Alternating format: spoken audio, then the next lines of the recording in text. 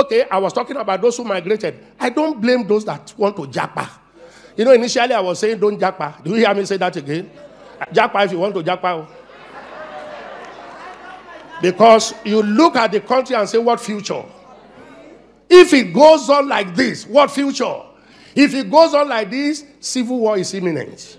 If it goes on like this, military intervention is imminent. Do we want to go back to that? No. Something must happen. I have always believed that something must happen. Do you see the way we pray in this church? Make Nigeria one. We don't pray. Nigeria is not one, and it can never be one. Nigeria is too big to the extent that some persons in one part of the country don't know what others in the other part of the country is going through. Apart from the hunger and inflation that is holistic, everyone is bearing it, everyone is feeling it, and also kidnapping. These are the only three things that are holistic that everyone is feeling. There are also many other things that so many people from around the country are feeling, but some persons don't even know about it. That is why when you are talking about the issue of Nigeria, some people will have one perspective different from the others.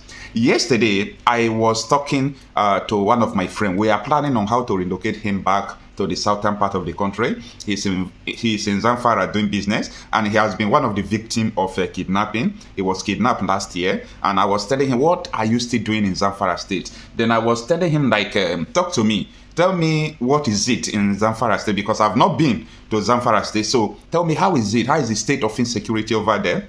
And he was telling me that insecurity in Zamfara state is like something that has been legalized. That sometimes you will just see them with gun, as in they live with people. So after he told me all those things, I said, okay, no wonder yesterday the Sultan of Sokoto said that issue of banditry cannot be stopped by anyone. And if I thought that anyone is going to stop issue of banditry, it's going to take decades. That is from 20 years upwards. Now, that makes me to be asking, what is the plan of the people? What is the plan of all these northerners or the bandits? What are their plans? Do they have another interior motive? Maybe they are planning to do something different in Nigeria. So I am still asking because I don't know. So when Pastor Mathew Femi was saying that there will be civil war, there will be, or military intervention if Nigeria is not restructured. What he means by restructure is that everything will be dismantled. Regions will go in their separate ways, and also amend the constitution to enable referendum to give way to the people who want to leave the country. So the country is really going on. Nigeria is dying. Yesterday, ShopRite announced that they are leaving Nigeria. They closed down. Many companies have been closing down. Farmers are no longer going to farm. Insecurity is increasing. This country, before our very own eyes, is dying under Tinubu's administration. Tinubu have made Buhari to become a superstar. The Buhari that people say that he's not a good leader? Come on, what is going on? Take a look at what Pastor Femi said. Let's come back and discuss the state of our nation.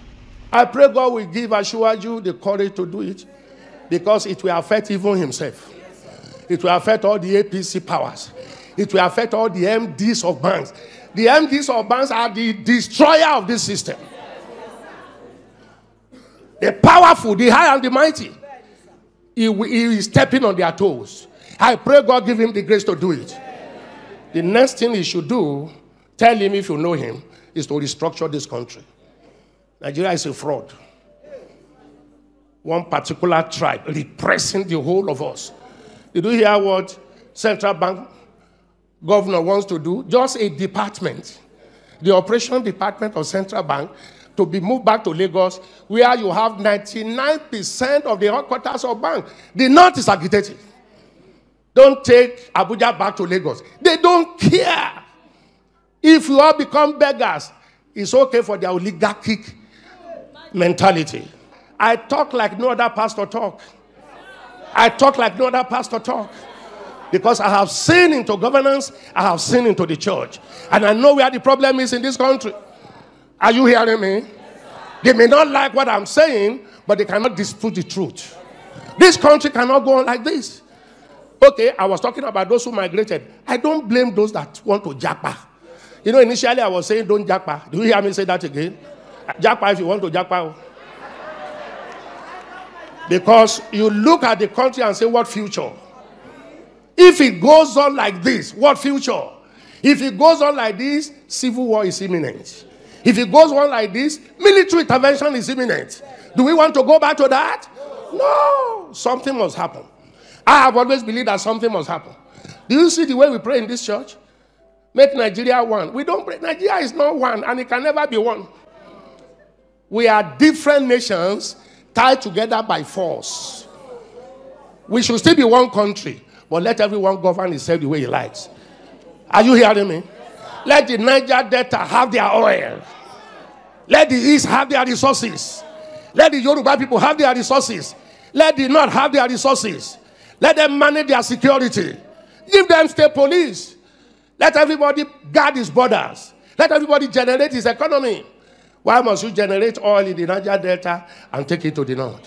Why must we generate IGR here, or the VATs, and take it to the North that generate nothing?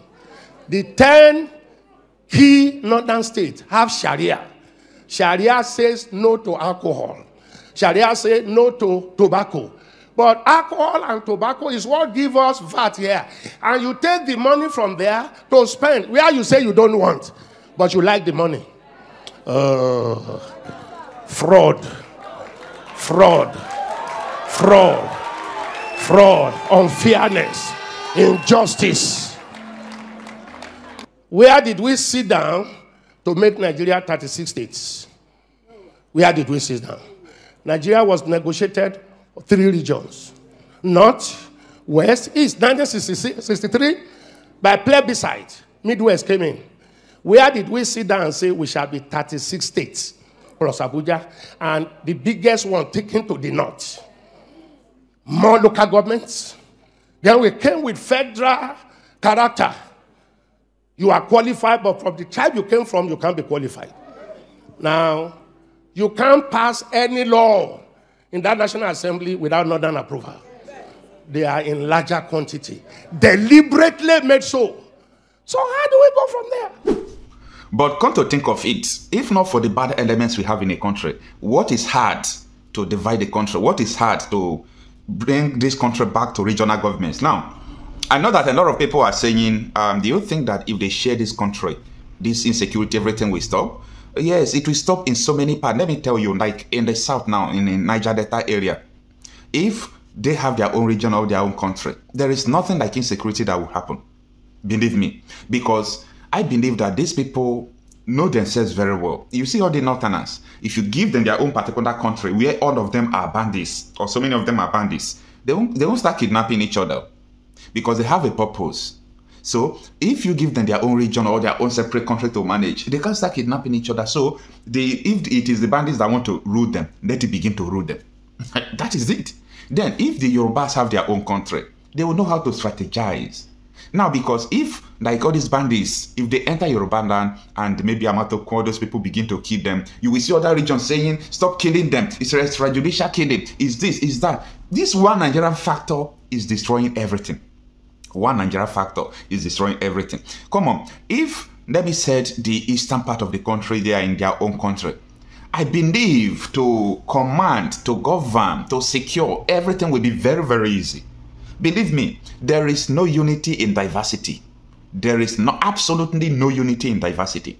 And anyone that is telling you that Nigerian diversity is our strength, the person is a big loser. The person is a big liar. The person don't just want to face the reality. Because the reality is that what happened to us is the amalgamation of Nigeria. That was where the problem came. I don't see any reason to amalgamate countries that people that don't speak one language, not one culture, they don't have the same value system, not one religion, they don't have anything in common. They don't believe in one system of education. You can't merge them together. And that is why you are seeing Nigerian constitution, Sharia law in one country. Who does that? It is time or never to save ourselves from this contraption called Nigeria. Many of us from the north are famed for cattle keeping. And when you are driving the cattle through different grazing grounds, the cattle believe that you love them so much because you protect them from the elements, because you protect them from other wild animals. But if the cattle were to know that you are the one who would end up eating them, they would treat you very differently. Invariably, they do not know. And therefore, you will continue controlling them the way you do, and you will continue eating them the way you do. But it's a totally different case when you are leading human beings. They are not like cattle. You may lead them in a particular direction. You may think that you have lulled them into a false sense of security. You may think that you have deadened their minds. But always remember that one day, if you don't do that which is good and right for your fellow men, there is a day of reckoning. There is a day of reckoning, and history has demonstrated that it can come in the twinkling of an eye. History has demonstrated that kings have been toppled. History has demonstrated that presidents have been removed. History has demonstrated that great men have been cut down. History has demonstrated that men can rise when they are misled. History has demonstrated that men are indeed capable of rising up. You know, I always read these words of the American Declaration of Independence because I love them. They apply to humanity. Before America became what it is, they had enlightened men. We hold these truths to be self-evident, that all men are born equal, that they are endowed by their Creator with certain unalienable right, that among those are life, liberty, and the pursuit of happiness. And it is for this reason that governments are instituted amongst men, and that when those governments fail to perform, it is the duty of those people to rise up and to remove such governments.